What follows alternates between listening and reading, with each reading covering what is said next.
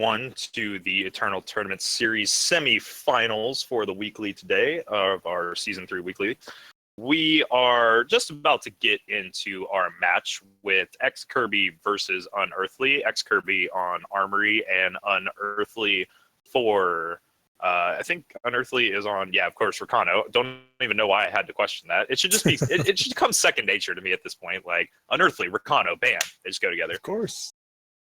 And it'll be, this matchup is actually very close. It really depends upon who gets out in front. If Rakano can present a board that Kirby cannot really harsh rule away, that's going to be a problem. It's just essentially maintaining multiple creatures so the weapons aren't good, but not so many creatures that harsh rule blows you out. Yep, it is a delicate balance to strike in the Rakano versus Armory game. You have to be like you said, you have to be very careful with how much you're willing to overextend onto a board that could very easily be harsh ruled away. What is a good start, though, is any unit that has Aegis, because that's going to cause a slight headache in the meantime. Unearthly missing a power drop, though. Yeah. This is actually really bad, because now the torch that could have gone to this sort of Vicaria had to go to the 2-1. If he was able to play the Scepter that turn, he'd be in much better shape. So his game's already not looking great for Unearthly. Yeah, definitely. And Unearthly, just very light on interaction in his hand with the board. He can at least vanquish away some scary targets. But Kirby playing Armory, not very concerned about units he's putting on board getting vanquished away. Yeah, there's actually like no good target for these vanquishes. The only things are Icaria and Throne Warden, and both of those have Aegis. So by their powers combined, these two vanquishes can maybe kill one of those. Yeah, he can use the 2 at any point, which will be the only use they'll get. So it's not terrible, but yeah, certainly not really what he's looking for here. And Unearthly still not drawing power, not drawing units. We saw he did find a Valkyrie, but it got eaten by this Orc Runehammer. Now the Runehammer's just running roughshod over the game. Unearthly is just really needs something for these Scepters. Scepter getting the second creature down is going to be really good, but he needs the first creature and also the second fire influence for the Scepter. There's at least step 1. Yeah, it is coming down like really quickly to Unearthly just absolutely has to find a unit. And it has to be something that can stick. And I just don't think that's going to happen at this point. And Kirby even considering just dropping the Sword of Icaria, or Sword of the Sky King, rather. This. And yeah, straight up goes for it. I like it too. Definitely in the when you're playing main board games, you can afford to be a little more aggressive with these weapon replacements. It just forces lethal. He knows Unearthly has to top deck something. He doesn't have it. So it's like either he draws a creature and it gets eaten by the sword, or he dies. Yeah, may not be the best play in the sideboard games when we see the ruins come in, but for the time being, definitely in the main board games, you're pretty comfortable making that kind of play. And we do see Kirby take a very quick game 1 over the Rakano deck, which I wouldn't say is surprising, but the fashion in which he did it was a little bit surprising. Unearthly just not really having anything he could play on the board. That game came down to the turn where Unearthly torched the Artisan so they could attack, which left them open to the Sword of Icaria. If they just hung back and bolted the Sword of Icaria when it came down, maybe drew a power, then sceptered, then I think they actually have a shot in that game. But they were a little aggressive and got punished for it. Yeah, they were a little too aggressive, and Unearthly is at least able to respond here. Has a 2-drop, so we've got 2 drops apiece, looking like a very similar game to last game, except Unearthly's hand is ever so slightly better. Still 2 dead vanquishes in hand, which is pretty unfortunate. And like we see the Silver Ring Familiar, we've seen this card do work before in previous matchups, but I imagine Unearthly cannot get that card out of his deck fast enough post board. It is just so underwhelming against a deck that has such a huge density of weapons. Yes, Silverwing Familiar, while super good against like token-based decks and the more of the racing burn style decks, not very good against Armory. Armory can very easily trade with the Aegis unit. And Unearthly is just flooding out a little bit here. Still has the 2 vanquishes. Unearthly's just drawing a bunch of cards, very, very bad. Like all the vanquishes and the familiar are both cards that are likely getting out of his deck. It's for sideboard. He's drawn all of them game 1 and game 2, so it's unfortunate for him. Yeah, he has unfortunately drawn them in game 1 and game 2, so we will see the Vanquishes and the Silver Wings coming out next game. But in the meantime, I hate to call the game over at this early of a time, and there certainly is some room for Unearthly to come back, but it's going to be a very uphill climb here. Well, Kirby's trying to put his foot in the throat by searching up for the Dice Shield instead of something more conservative like a Throne Warden that could pump up this Runehammer. Kirby's just trying to get this game over with. We'll see if that bites him. I doubt it will, especially with Unearthly not drawing anything that turn. But he certainly wants to put his foot in the gas. Yeah, he certainly does. Not going to be able to play the die show this turn, though, so a little bit punished for it, but he'll be able to get the Auric Runehammer down and start punching away. I think he'll just defer to just like leave up these torches next turn, cast Dice Shadow. Is it actually lethal if he double torches on step 15? Yeah, it would be, but Unearthly just doesn't want to play anymore. We're going to move on to sideboard games where he gets these bad. He drew the third Vanquish in the last turn too. So yeah, let's get these cards out of our deck. Yeah, Unearthly definitely wants to go ahead and get the Vanquishes out of the deck here. Let's go ahead and take another look at these players' sideboard cards. Let's go ahead and take X Kirby because I don't think we've seen him to this point. He's got 4 Ruins, a Scrap Tank, 2 Smuggler Stashes, 4 Stray into Shadows, 2 Jack the Bounty Hunter, 2 Azendal's Gift. So cards I immediately like out of here. It's hard sometimes to get them as 2-for-1s. But I sometimes do actually like Stray into Shadows against decks like Rakano, since they do like to try and like put multiple units on the board that can all be cleaned up with a single Stray. They do have Aegis, though, on Crowdwatch Paladin, so that makes it a little frustrating sometimes, and they can be weaponed up. But yeah, it's unclear how many sweepers you want, because they can usually present like pretty diverse boards, like either something that's big enough for Stray of Shadow, out of range Stray of Shadow size-wise, or has Aegis. I think 4 Harsh Rules enough with that effect. I think it's just going to really be the Ruins, and that's probably it. Maybe the Scrap Tank, maybe the Jack. But Ruin, is the big one I would expect to come in. yeah, would expect to see that one come in as well. And we see them jumping into game 3. So let's see if Unearthly can run 3 games back on X Kirby, starting with this one. He has the Oni Ronin on turn 1 to start, though he was not on the play, and we see the torch in Kirby's hand that he picks up off the top of the deck. So going to be able to trade these out here, and that means whatever Unearthly wants to play on turn 2 is going to go down to this Sword of Icaria. Yeah, at least the Oni Ronin trades with it so it doesn't snowball. But being on the draw here for this game is a big deal for Unearthly. If one of these Ronins got to stick, and then the Scepter comes down, and there's another Ronin, then he just to snowball his advantage. It looks like he might still be able to, and I guess this Runehammer is just going to curve out weapons. This is not working out well for Unearthly. He was just like right behind the curve. Yeah, he is just right behind the curve right now, and it was interesting because Unearthly actually chose to play Oni Ronin last turn, since the Champion of Glory would have come down as a 1/1 anyway. He chose to play the Oni Ronin smartly, since he knew it would be able to trade with the Sword of Icaria, which X Kirby did in fact have. And now X Kirby is just kind of on the beatdown game plan, and Unearthly has not presented any type of answer.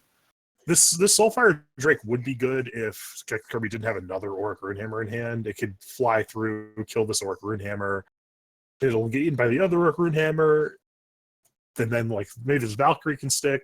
It's certainly not over for Unearthly, but he's certainly behind. If Kirby bricks off a little bit and Unearthly draws something to cast as Valkyrie or another creature, then they could start making forward progress.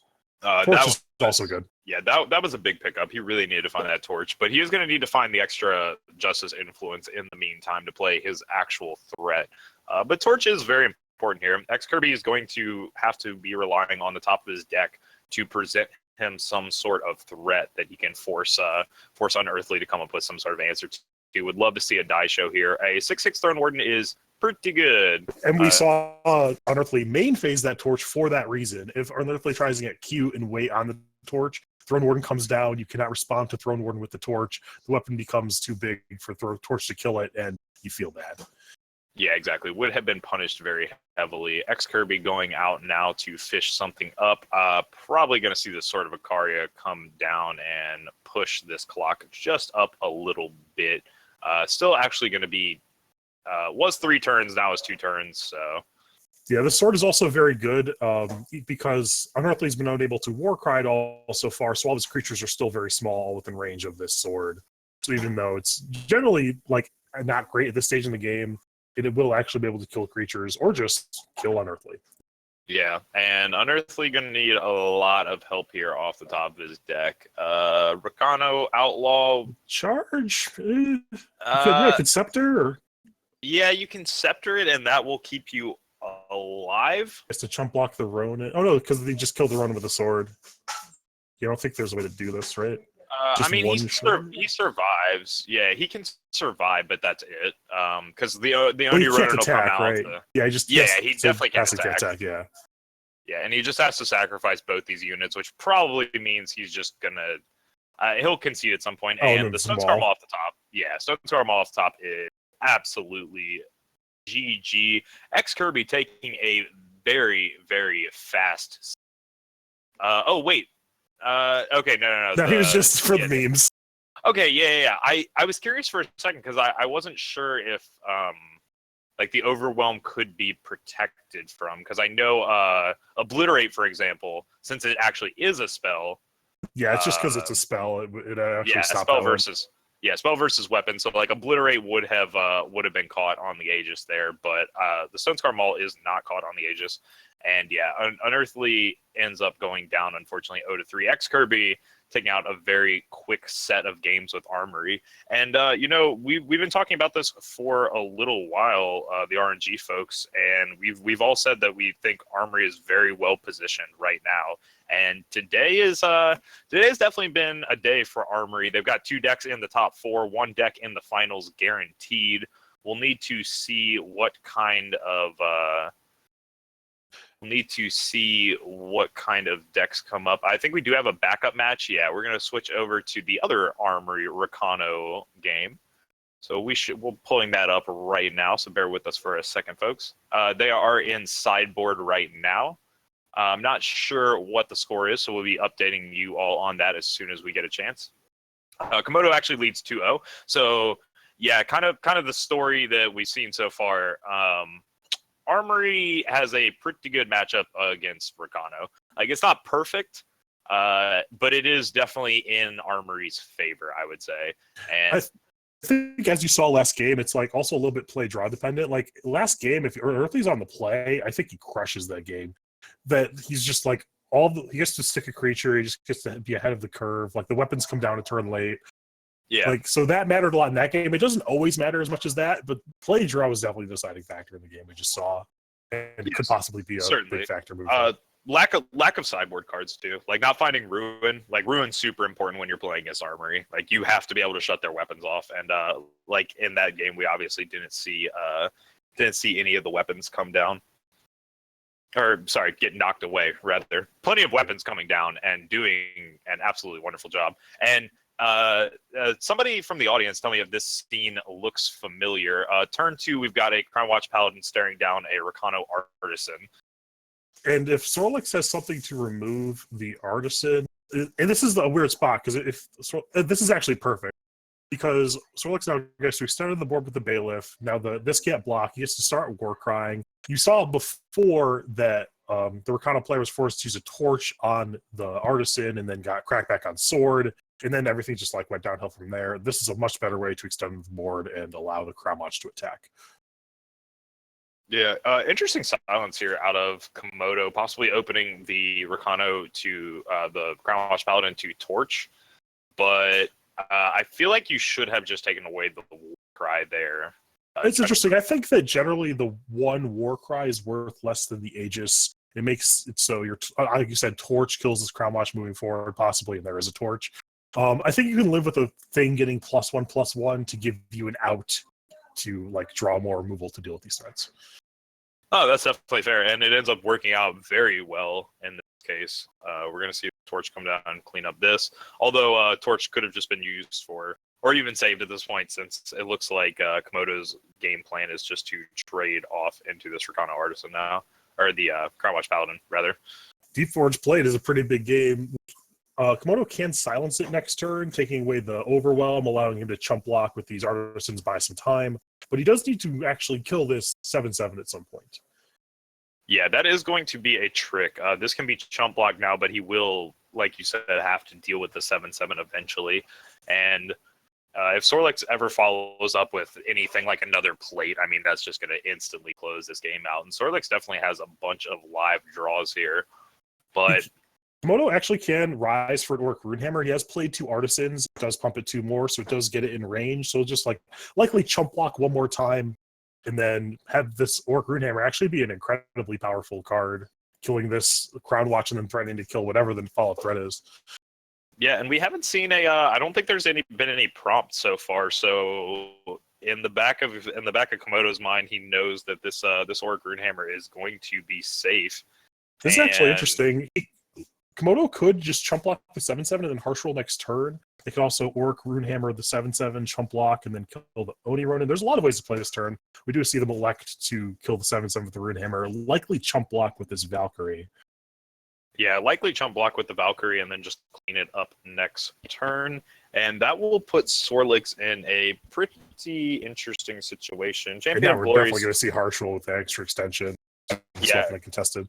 Yeah, I think the extra extension was probably a mistake there. Well, he was kind of in the clamps there because if he doesn't extend out, then the weapon just gets to kind of run roughshot. But if I think he just couldn't beat harsh roll there. I'm not sure how much choice he had in the matter.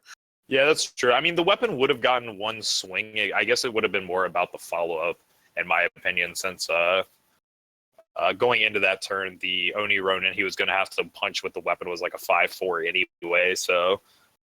But yeah, overextension unfortunately gets punished by the harsh rule here, and it looks like Komodo is in a position to just take this game away in the next turn. I'd expect a rise for a Throne Warden here just for insurance. You can't really do anything this turn anyway. Yeah, we'll see something of that description. Deciding if he wants to grab another weapon, but yeah, I think Throne Warden is completely acceptable. He might take something like a Rakano Artisan just because you could have weaved it in, but yeah, Throne Warden is a super solid choice here. It's just going to be the insurance policy and doesn't even need it. Sorlex just hitting power there, floods out, and Komodo will take the series 3-0 with Armory over Rakano. So a little bit of a mirror here. Unless I am mistaken, we just witnessed the other game go 3-0. Yeah, so 3-0 from both the Armory decks. So Rakano not looking super favored against the Armory deck. Probably even more so than I had given it credit for. Could just be some unfortunate draws, but I think the Rakano deck is just in a very hard spot. It needs to apply enough pressure to make it so the weapons aren't good, but then also not get blown up by harsh roll. And that's just a balance that sometimes your draw just doesn't allow you to strike. And as we saw in most of those games, the Rakano player couldn't get multiple creatures in play without getting savaged by a harsh roll or even just to beat weapons normally. Yeah,